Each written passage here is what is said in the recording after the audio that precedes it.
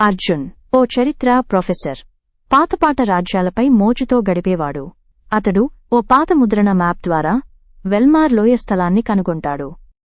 హెచ్చరికలు లెక్క చేయకుండా 5గురితో కూడిన టీంతో లోయలోకి అడుగుపెడతాడు. లోపల అడుగుపెట్టగానే జీపీఎస్ పనిచేయడం ఆగిపోయింది. సూర్యుని వెలుతురు లేదు. బయటికి వెళ్లే మార్గం కనిపించడం లేదు.